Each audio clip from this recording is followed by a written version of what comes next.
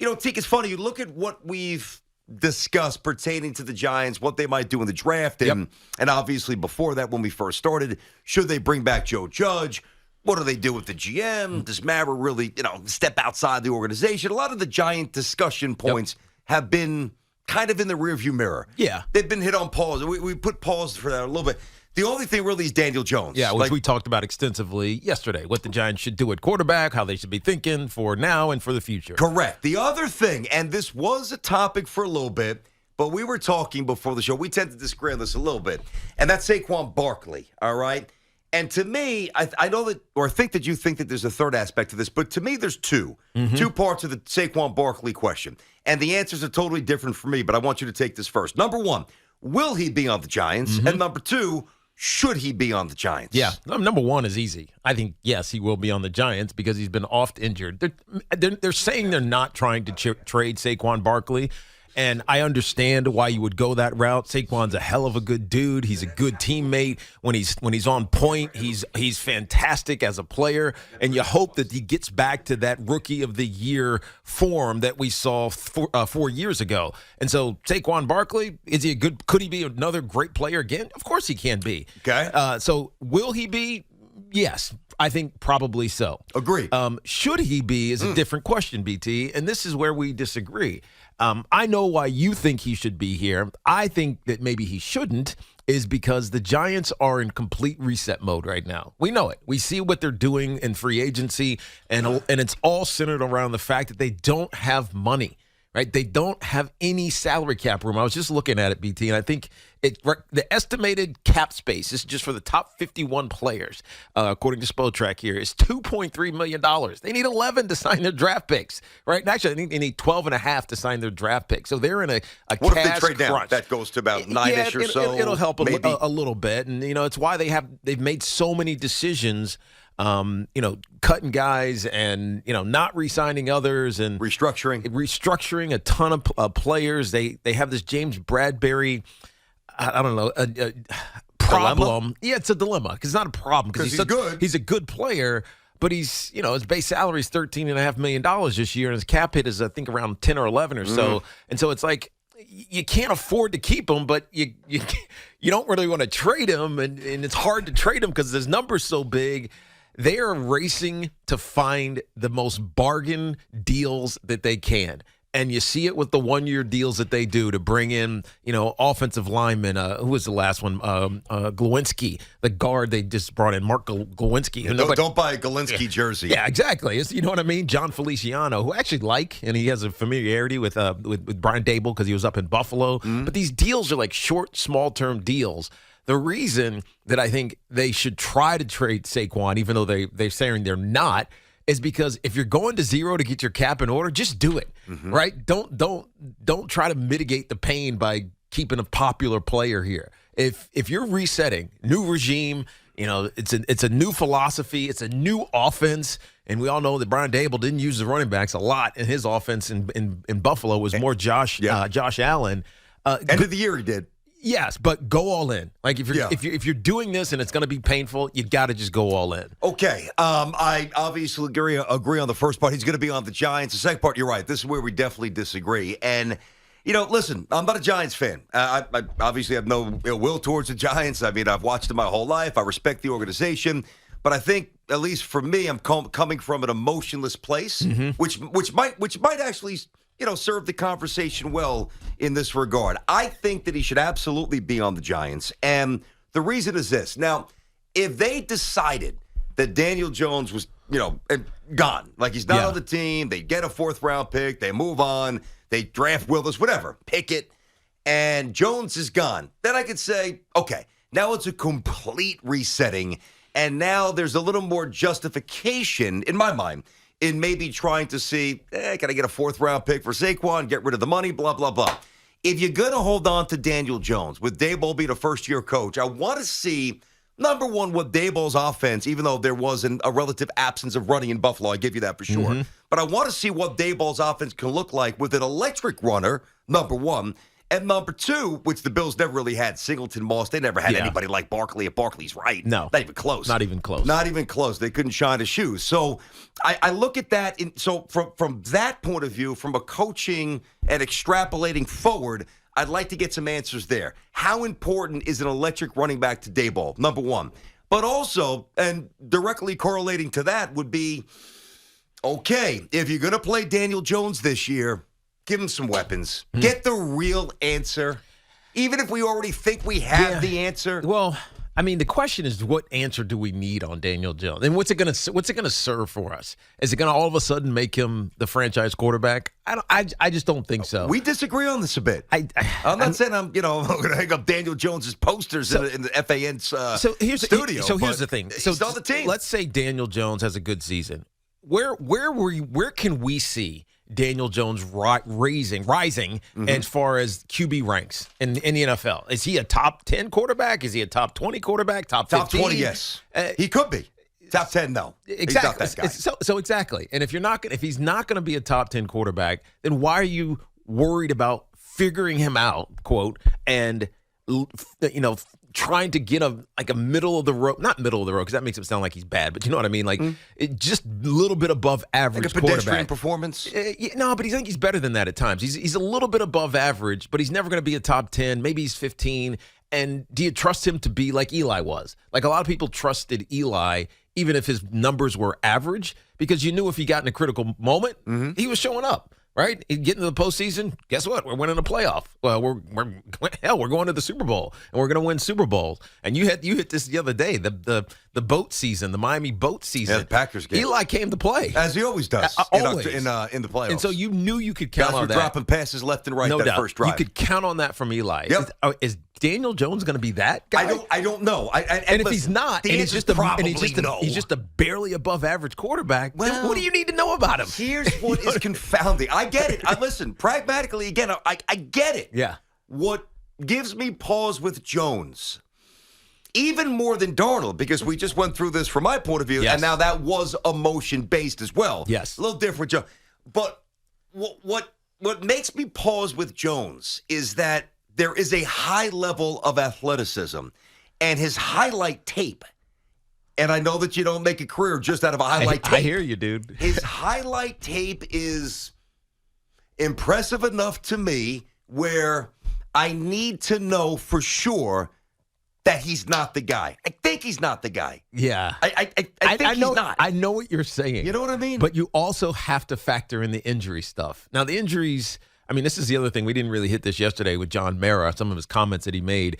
But John Mara, talked about how the Giants have been one of the, if not the most injured teams over the last 4 years. Like we've just had bad luck. I mean, part of it maybe is bad luck. I think a lot of it is the turf at MetLife Stadium. Well, there's something too. They got to get new turf out there. They got to do something. Everybody hates it. Why not Ask just the get Niners? Grass. Just get grass, man. Just get grass. Well, the last time they did that, that's right, with the trays. Sehorn ripped up his knee. I was at that game. He was doing the kickoff returns. That's because of the trays. The summer game. But that was with the trays. With the trays, for sure. I like grass. I love grass. It's healthier. It looks good. The Giants have had an inordinate amount of injuries because of Jets too. Jets have had injuries as well. Hell, the difference is we just don't use it as an excuse. I know teams don't want to come play at MetLife Stadium. No, I know because it feels like they feel like they're going to get hurt. Bosa, Garoppolo, Niners were because Solomon Thomas got hurt in that game, right? Who's now a Jet? That's right. Solomon Thomas. That's right. By the way, the dude's 26. I know. It feels like he's 30. I feel like he's been around forever. Listen, he's 26. Saquon's only 25. That is amazing. So. I know it's a new regime, and they did not use a premium draft slot on Danny Jones. I understand that. Yeah, 6. But 6th overall is still 6th overall. And I don't know. I don't want to really get into a numerical game. Is he the 13th best, 12th best, 19th? Well, it doesn't matter. He's not a top 10 quarterback. No, definitely not. But I do know, and I know football's a little different, but there are a lot of players in a lot of sports that, for a multitude of reasons, coaching, injuries, confidence, tough division, whatever, they just stumble out of the chute, and then it clicks. Yeah. And Jones has talent enough where I want to see him one more year. I know I'm in the minority. I don't disagree, and I do want to see him another year, but I don't want to get caught with the same season where it's, yeah, Daniel Jones looks pretty good. They just can't quite win. There's got to get a little something to take him over the top, whatever that may be. And then he gets hurt. And then you're stuck without an answer. You're stuck, I don't know, frustrated. You're stuck in the same thing. And I think that this is a reset season for the Giants. I do care what happens on the field. I want it to be entertaining. I want them to score more than a touchdown. Literally, what I was begging for at the end of last season, as their a horrific 4-13 season wound down. Just score 2 touchdowns. They couldn't do that. So I don't want to have that feeling and emotion again. So if you're going to strip it down, take the pain right now. That's my take on it. That's my philosophy. I think that the Giants are doing that to an extent, but still holding on to some of the old emotion with some of these players who they spent some really high draft capital on. All right, Tiki, 877-337-6666. Tiki and Tierney on the Fan on Twitter. Tiki and Tierney inside of the Town Fair Tire studio. Our friends at Town Fair Tire remind you that at Town Fair Tire, you always get guaranteed lowest price on name brand tires from Connecticut to Maine. Nobody beats Town Fair Tire. Nobody. All right, we've laid it out for you. Danny Dimes, Danny Garner. We've got obviously the Saquon stuff, which directly correlates to Jones. Let's get to it. Joe's up in the Bronx. Joe's on the Fan. What up, Joe? Oh, Tiki Tierney. Good morning, guys. What's happening? Joey boy. Go ahead, man. So my father raised me a diehard Giant fan, right? Love it. So, I got to witness 2 Super Bowls. But unfortunately, the year I was born in 2001, we fell a little short to the Ravens, right? Yeah, a little short. We got our butts kicked in that one. Was that Ravens defense the hardest defense you've ever faced? Yeah, because they were constructed unbelievably well for the talent that they had. 2 350-pounders, quite literally 350 pounds. Sam Adams and Tony Siragusa in the middle, and then Ray Lewis, who could run sideline to sideline and make every play. You couldn't run the ball, and we were a run team that year. You guys beat the Vikings 41-0. Oh, destroyed them. Before that, and then you got to the Ravens, and then, yeah. Joe, what about the stuff with Barkley, Joe? Let's go. Let's keep it moving here, buddy. Danny Dimes. Do you think Danny Dimes can lead this team to a Super Bowl or no? Do you? I don't think so, no. Okay, Yeah. There's your answer. Yeah. And It took us a minute and a half to get it And done. by the way, Joe, that's kind of the question that you're asking and you're thinking about with Daniel Jones You got to right ask now. that question, right? Of course. You have to. And we don't know because maybe he could if he stayed healthy and Kenny Golladay actually played last year and Sterling Shepard didn't have injuries and all the things that went wrong. Right? It just felt like everything was going wrong from after week 3 or so. Things just felt like they were like spiraling downward for the New York Giants, and Daniel Jones included. And so we get to this point in ahead of the season, and it's like, well, who is he? And we don't know. And how long are we going to keep trying to find out? That's the problem. It's like, how long are you going to keep trying to find out who Daniel Jones is? Listen, I get it. I feel like one more year gives you the absolute, no doubt answer. But I get the other way as well. I do. Eddie's up in Rockland County. Eddie's on the Fan. What's up, Ed? What's up, fellas? What's happening? Hey, bud. On Daniel Jones, I got a one for Tiki after this. On Daniel Jones, I'll go by, he was from Duke, right? Yep. And I see no mental growth. Once the first play breaks down, he's lost. He runs, but he says he's an athlete. You guys say he's an athlete. He runs like me. I can get in trouble running, And what I see is an erratic guy who's after the first play, just like Winston. As soon as the first play is up, he's a little shaky. Yeah. I don't think I would have dumped him before the Colts made the deal for Matt Ryan. I would have packaged Barkley and Daniel Jones to send him to Atlanta. No, To to the the Colts. Colts. Oh, to the Colts. I got you. To the second pick. Now you told me Irsay really wanted Barkley. Here's Barkley, and here's Daniel Jones with a good coach that can train him.